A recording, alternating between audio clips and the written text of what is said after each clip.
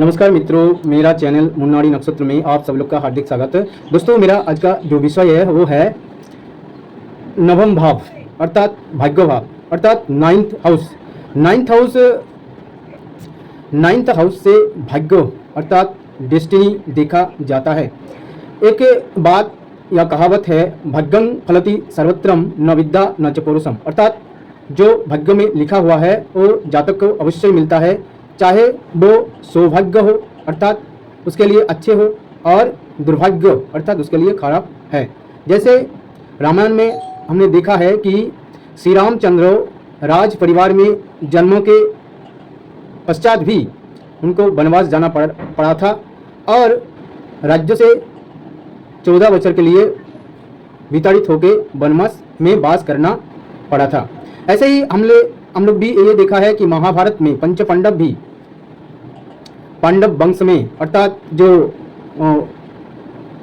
हस्तिनापुर के जो राज परिवार में जन्म होने के बावजूद उन लोग को भी वनवास जाना पड़ा और सब कुछ खोना पड़ा और खोने के बाद उन लोग को वनवास करना पड़ा। तो मतलब उनका या श्री रामचंद्र की भाग्य में ये लिखा हुआ था कि कोई भी व्यक्ति अगर इस धरती पे जन्म लेता है तो उसको जन्म के साथ साथ उनका भाग्य का लेखन विधाता लिख देता है और उसी हिसाब से उनका जीवन बीतता है या जीवन चलता है। चाहे वो कोई महापुरुष हो, कोई ऋषि हो, संत हो, कोई गृहस्थ हो, कोई सन्यासी हो, कोई राज्य पुरुष हो या कोई अवतार पुरुष भी, क्योंकि सबको इस धरती पे उसका भाग्य का सुफल या कुफल भोग करना पड़ता है। तो इसलिए अगर कोई भी व्यक्ति का व्यक्तिगत जो चिंता रहता है कि उसका अपना खुद का भाग्य कैसा रहेगा, उसका खुद का डेस्टिनी अर्थात फॉर्चून कैसा रहेगा, तो अगर देखना है तो आपका अर्थात जातक की जो जन्म कुंडली है तो जन्म कुंडली का जो नवम भाव अर्थात 9th हाउस उसको देखना पड़ेगा। और नवम भाव के जो अधिपति अर्थात 9th Lord of the 9th house किस भाव में, कुंडली का किस भाव में, अर्थात लग्न से शुरू करके जैसे लग्न भाव, तृतीय भाव, चतुर्थ भाव, पंचम भाव, ऐसे करके द्वादश भाव तक कौन सा भाव में नवम भाव के अधिपति अर्थात नवमेश बैठता है, उसी हिसाब से जातक को भाग्यों में उस भाव के कारकत्व व उस भाव का जो विषय है, उस भाव के साथ जो रिलेटेड मैटर्स है और विषय है वो जातक की भाग्य में अवश्य ही मिलता है। तो जैसे नवमपति अगर लग्न में बैठता है तो नवम से भाग्य देखा जाता है और नवम से जातक को देखा जाता है। तो इसलिए नवमपति जब भाग्य में बैठता है तो जातक की भाग्य में बहुत कुछ मिलने का योग रहता है, क्योंकि जातक भाग्यवान होता है। नवमपति अर्थात भाग्येश नवम लग्न में, जातक की अपने ही घर में बैठा है, तो इसलिए जातक भाग्यवान होगा और भाग्यों की जो सुफल के कारण उनके बहुत कुछ मिलने का संभावना रहेगा। जैसे उसका घर परिवार, संसार, गृह सुख और विद्या लाभ और संतान संतति लाभ, ये सब जातक का या धर्म कर्म जो है, धार्मिक काज या तीर्थ यात्रा, ये सब कुछ मिलने का योग रहता है। ऐसे ही अगर नवमेश अर्थात भाग्येश सेकंड हाउस में बैठेगा तो क्या रिजल्ट देगा, तो नवमेश देखिए, नवमेश से भाग्य देखा जाता है और सेकंड भाव से धन संचय या वाक पटुता, स्पीच पावर देखा जाता है। तो स्वाभाविक रूप से जातक का जो भाग्योदय होगा उसमें उसका धन अर्थात संचय होने की संभावना बहुत ज्यादा रहेगा और जातक संचय कर सकता है, उसके पास धन इकट्ठा होगा अर्थात धन लाभ होगा, भाग्य में धन लाभ है। इसके अलावा उसको हो सकता है कि अगर धन लाभ नहीं हुआ तो ऐसा भी हो सकता है कि उसको अच्छा स्पीच पावर रहेगा, जिस स्पीच पावर के दौरान व स्पीच पावर के द्वारा जातक की भाग्योन्नति अवश्य ही होगा। ऐसे ही अगर भाग्येश अर्थात नवमपति तृतीय भाव में अर्थात सहज भाव, तृतीय भाव से थर्ड हाउस में अगर बैठेगा तो क्या रिजल्ट देगा। भाग्येश जब तृतीय भाव में बैठता है तो तृतीय भाव से अनुज, भाता या भगनी देखा जाता है, अर्थात छोटा भाई बहन जो सिबलिंग्स है, जो को बन अर्थात छोटा भाई बहन है, उसको देखा जाता है।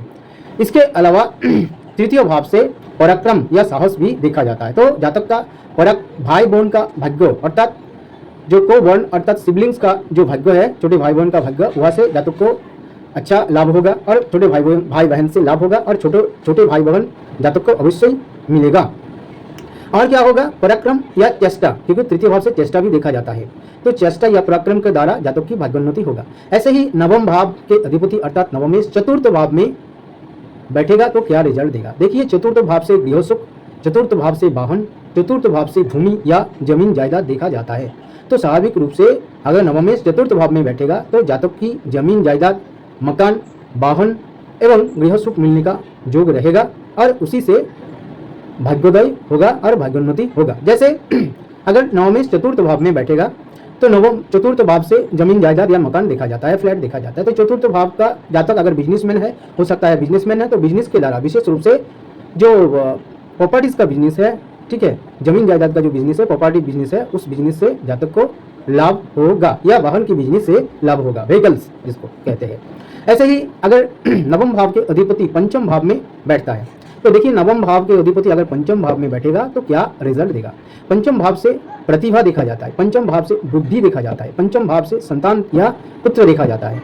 तो देखिए जब जातक भाग्य भाव के अधिपति पंचम भाव में बैठेगा तो स्वाभाविक रूप से जातक को जीवन में संतान मिलने का, अर्थात जातक को संतान संतति या पुत्र संतान होने की बहुत ही संभावना रहेगा। इसके अलावा जातक का जो पुत्र संतान होगा वो यशस्वी होगा, कृति होगा, अच्छा होगा और पिता के साथ अच्छा व्यवहार रखेगा या पिता का सेवा करेगा और पिता के साथ अच्छा रिलेशन रहेगा और बहुत ही मतलब पुत्र का भाग्य वृद्धि अवश्य होगा। एवं जातक का जो प्रतिभा का विकास अवश्य होगा, क्योंकि पंचम से प्रतिभा देखा जाता है। नवम भाव के अधिपतम पंचम भाव में बैठने की वजह से जातक बुद्धिमान भी होगा, तो उसका जो प्रतिभा है, प्रतिभा का स्फुरन होगा, अर्थात प्रतिभा का विकास होगा।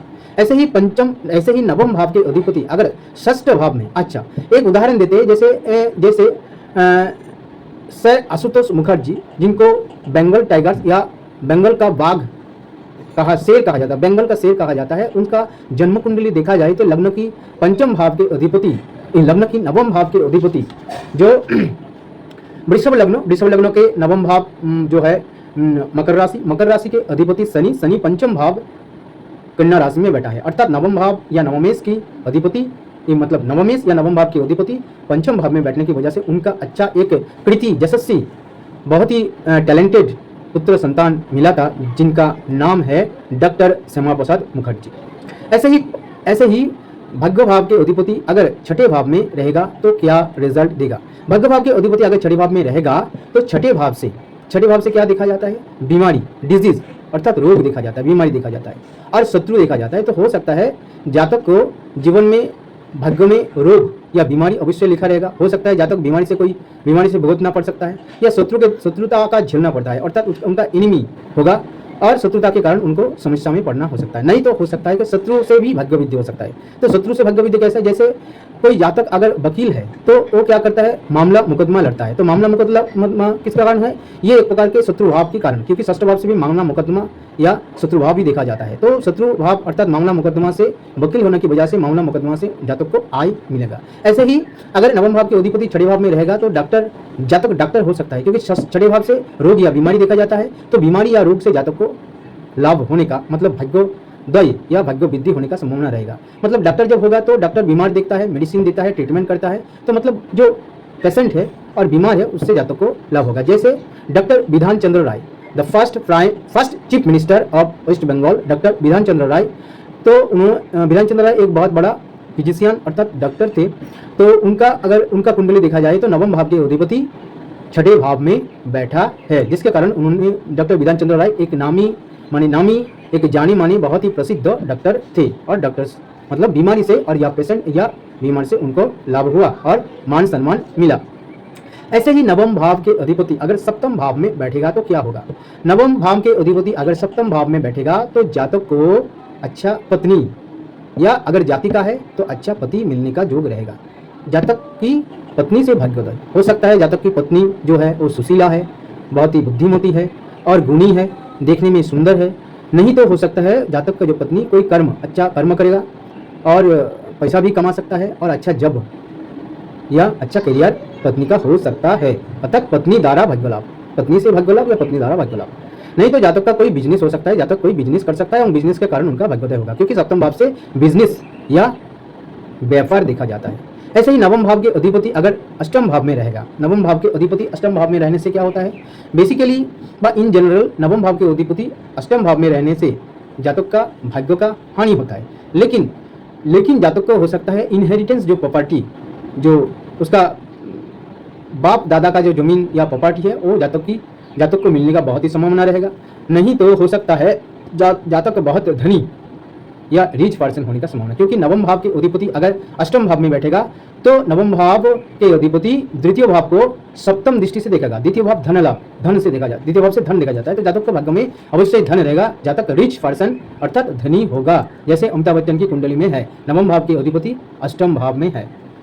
ऐसे बहुत सारे बड़ा बड़ा आदमी है जिसका नवम भाव के अधिपति अष्टम भाव में बैठा है, और अष्टम भाव में बैठ के द्वितीय भाव अर्थात सेकंड हाउस को दिख रहा है, जिसके कारण जातक धनी है, मतलब धन उनकी भाग्य में है।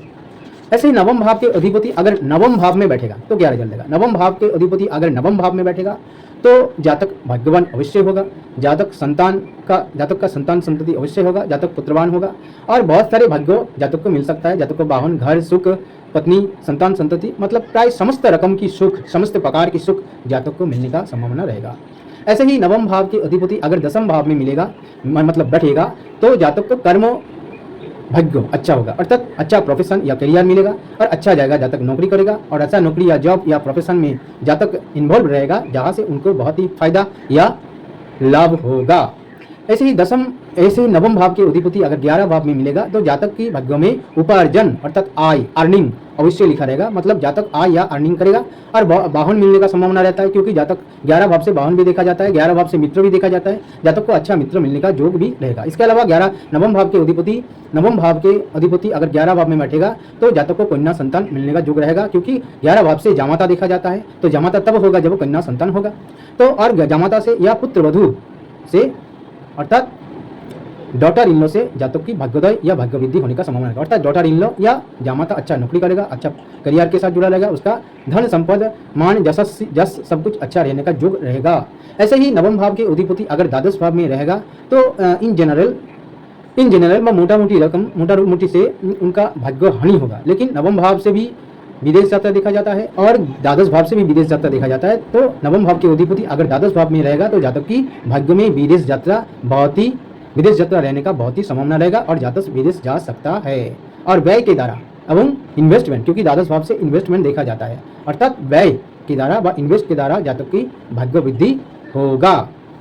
तो दोस्तों मेरे ये छोटा सा प्रयास था, अगर 9th लॉर्ड व नवमेश या नवमपति लग्न कुंडली में या D1 चार्ट में विभिन्न भाव में बैठने से क्या क्या रिजल्ट देगा, इसके बारे में थोड़ा बहुत, ज़्यादा नहीं, और बहुत सारे विषय है जो भी डिस्कस किया जा सकता है, लेकिन ये स्वल्प परिसर या छोटे समय में हम इसको वीडियो को लंबा ज़्यादा नहीं करना चाहते हैं। तो मेरे ये छोटा सा प्रयास अगर आप लोग को अच्छा लगा तो आप लोग लाइक कीजिए, शेयर कीजिए, और मेरे ये जो छोटा सा चैनल है मून नाड़ी नक्षत्र, इस चैनल को अवश्य सब्सक्राइब कीजिए। नमस्कार।